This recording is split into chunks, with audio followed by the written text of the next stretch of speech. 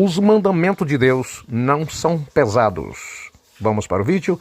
Não se esqueça de compartilhar e de se inscrever no canal. Sabe aquela impressão de que viver a fé, de que obedecer a Deus é uma coisa pesada? Ah, com certeza. Parece que tem sempre uma lista de regras, um fardo para carregar, né? Exato. Às vezes, só de pensar no assunto, a gente já sente um cansaço.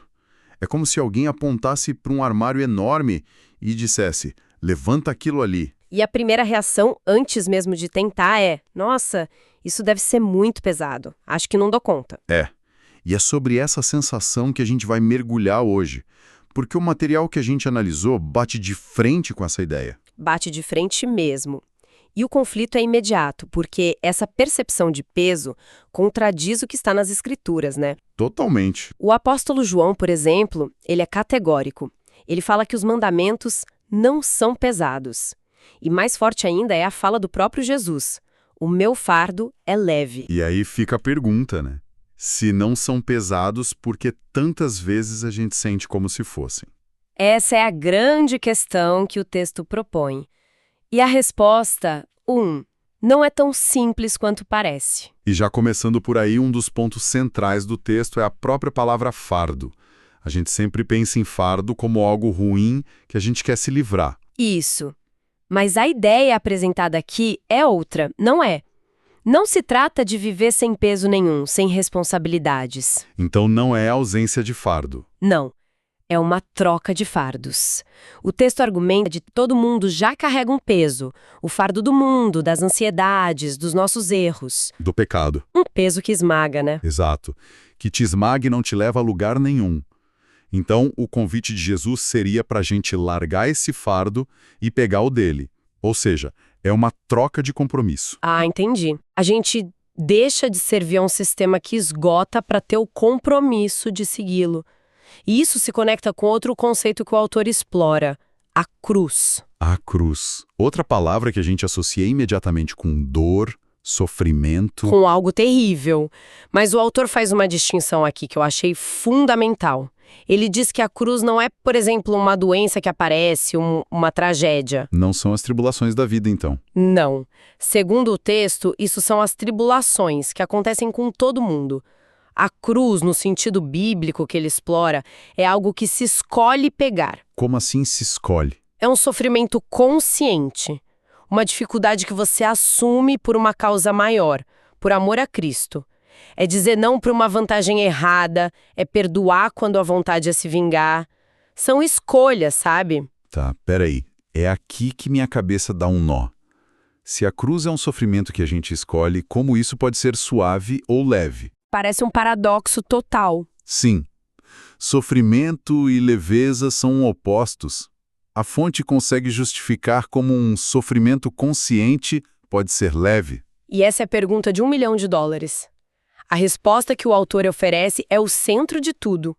A leveza não vem da ausência de dificuldade, mas da presença de um auxílio. Sobrenatural? Ah, não estamos sozinhos então. Exatamente.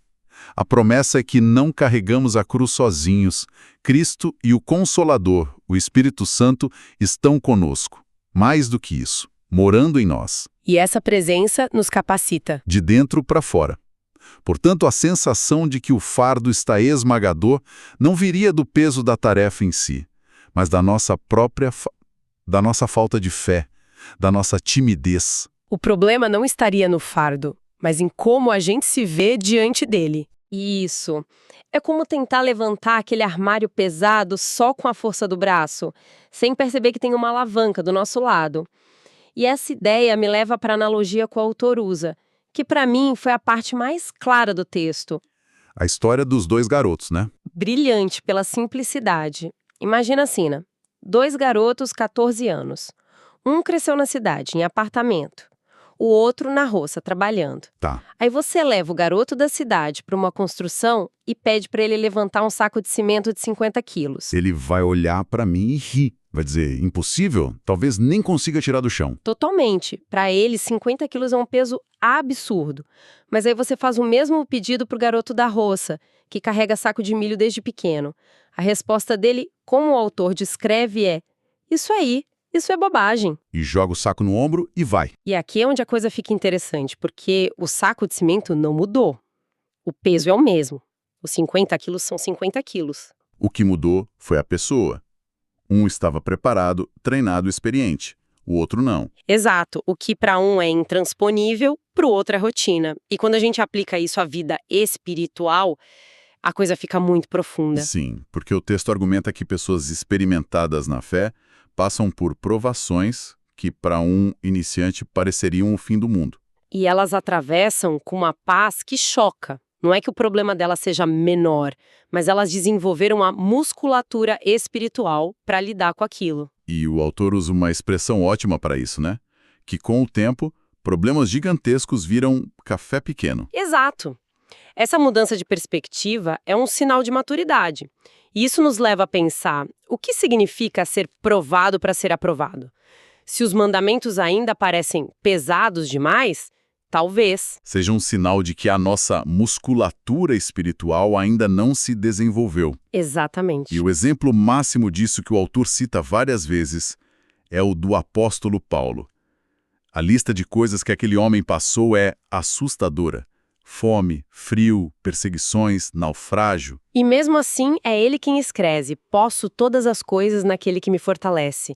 Veja que interessante, ele não diz eu consigo fazer o que eu quero. Não. O contexto é de suportar qualquer situação. Isso. Ele aprendeu a viver contente com muito e com pouco. Ele foi tão experimentado que a força dele não vinha mais de si mesmo. Isso cria um contraste brutal com a nossa realidade. E o autor não tem medo de apontar isso. Ele chega a dizer que Paulo daria risada de algumas desculpas nossas. Como não ir à igreja porque tá um pouco frio, ou porque só tem uma camisa para vestir. Ou porque o sapato novo está apertando o dedinho. É um ponto forte, pode soar um pouco duro, não é? Eu pensei nisso. Não corremos o risco de criar uma espécie de competição de sofrimento, onde os problemas pequenos não têm valor? É uma observação muito pertinente. E eu acredito que a intenção do autor não é diminuir a dor de ninguém, mas sim mudar o nosso referencial. Mudar o foco, então. Ele não está dizendo seu problema é bobo, mas sim existe uma força disponível para você que é infinitamente maior do que esse problema. A comparação com Paulo serve para chocar e fazer a gente se perguntar: será que eu estou usando a mesma força que ele usou? Faz sentido. É menos sobre julgar a dificuldade e mais sobre reavaliar nossa resposta a ela. Ele usa outro exemplo ótimo, comparando a vida na cidade e no campo. Ah, sim. Para muitos de nós, andar 1 quilômetro debaixo de chuva com o pé no barro para ir à igreja Soa como uma provação gigantesca. Uma aventura épica, quase. Mas para muitas pessoas em contextos rurais, isso não é uma aprovação. É só a terça-feira. É a normalidade. E para uma pessoa assim, a ideia de que um mandamento de Deus é pesado perde o sentido. Ok. Então a gente entende que a experiência fortalece, a perspectiva muda tudo. Mas o que nos faz querer passar por essa experiência? Ninguém acorda pensando: oba, hoje quero uma aprovação. Deve ter algo mais profundo aí. O motor? E essa é a virada de chave de toda a argumentação. O autor conta que estava lendo sobre os mártires da igreja, pessoas que enfrentaram torturas, foram queimadas vivas, e ele se fez exatamente essa pergunta. Perguntou a Deus: por quê? Por que eles suportavam tudo isso? E qual foi a resposta? A resposta que ele diz ter recebido foi de uma simplicidade desconcertante. Eles me amavam. Uau! Só isso. Eles me amavam, pô, isso muda tudo. Então não é sobre força de vontade, não é sobre ser um super-herói, é sobre amor. Precisamente. O fascinante é a conexão direta que o texto faz entre a intensidade do amor e a capacidade de suportar. O amor é o combustível. E ele usa umas analogias do nosso dia a dia para isso, né? Sim, para tornar isso palpável. O que uma pessoa não faz por alguém que ama? Ele dá o exemplo de alguém que vende a própria moto, o xodó, para pagar a cirurgia do cachorro. Ou pais que vendem a casa para ajudar um filho. O sacrifício parece ridículo para quem está de fora, mas para quem ama faz todo sentido. O sacrifício é proporcional ao amor. Exato. Se o amor é grande, o sacrifício parece pequeno. Se o amor é pequeno, qualquer coisinha parece enorme. É por isso que o texto cita Jesus em João 14. Se alguém me ama, obedecerá à minha palavra. Quem não me ama, não obedece. A obediência vira uma consequência natural. Um reflexo. Você não obedece para ser amado. Você obedece porque ama. Exato. E isso me lembra outra coisa que o autor fala. A atração. Que muitas vezes as pessoas são atraídas pelas coisas erradas na igreja. Pelo louvor, pela pregação, pela comunidade. Pelos acessórios, e não pela pessoa de Cristo. E segundo o texto, essa atração genuína não é algo que a gente fabrica. É Deus quem nos atrai. A ideia é que quando alguém entende a magnitude do amor de Deus... A ideia de que Deus te procura mesmo quando tudo o que você fez foi para ser rejeitado. Dificilmente essa pessoa consegue resistir. É um amor que constrange. Ok, mas isso levanta outra questão. De onde vem esse amor todo? A gente simplesmente decide, agora vou amar a Deus com essa intensidade e pronto? Parece que a gente volta para o problema da força de vontade, né? Exato. Mas o texto responde de forma muito clara. Não, esse amor não é autogerado, não é algo que a gente fabrica. Citando Romanos, o autor diz que o amor de Deus foi derramado em nossos corações por meio do Espírito Santo. Então, o amor que nos capacita a obedecer é em si um dom. É algo que a gente recebe. Um presente. E aqui o texto faz uma distinção crucial, também baseada em João, sobre o papel do Espírito Santo, que é um privilégio da nossa era. Um privilégio que muitas vezes passa desapercebido. E imenso. Jesus explica aos discípulos que o mundo não pode receber o Espírito. E aí vem a frase-chave. Até aquele momento, o Espírito vivia com eles, mas depois passaria a habitar dentro deles. Essa mudança de com para dentro. É, segundo o autor, uma das maiores revoluções da história da humanidade. E para ilustrar o tamanho disso, ele usa o exemplo de João Batista. O maior dos profetas, mas na mesma frase ele completa. Contudo, o menor no reino dos céus é maior do que ele. Como assim? Porque o menor crente do reino tem algo que nem o gigante João Batista teve, o Espírito Santo habitando permanentemente dentro dele. Essa habitação interior é a fonte de onde o amor de Deus é derramado em nós. Então, se a gente juntar as peças, a obediência se torna a prova prática desse amor que recebemos. Não para provar algo a Deus, ele já sabe, mas é uma resposta. Exato. E isso cria um contraste profundo com uma religiosidade baseada em obras, em mérito. Tentar fazer boas obras para merecer a salvação é, na verdade, um desmerecimento ao sacrifício de Jesus. A motivação correta é a gratidão. Pura gratidão. O paradigma muda. Deixamos de operar na lógica de eu obedeço para ser amado e passamos para eu obedeço porque sou amado. É uma inversão total. Então, para a gente amarrar as pontas, a sensação de que os mandamentos são pesados parece ser, antes de tudo, um sintoma. Um sintoma de falta de experiência de musculatura espiritual. Sim. E essa experiência é construída nas provações, quando somos forçados a descobrir essa força que não é nossa.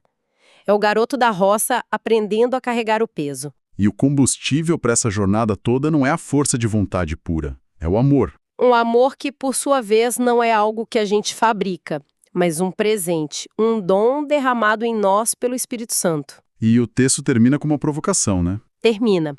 Ele enfatiza que a nossa régua para avaliar a nossa obediência não deve ser a comparação com outras pessoas. A gente só vê um recorte da vida do outro. A única comparação válida seria com o ideal das próprias Escrituras. Exato. O que nos leva a uma reflexão final.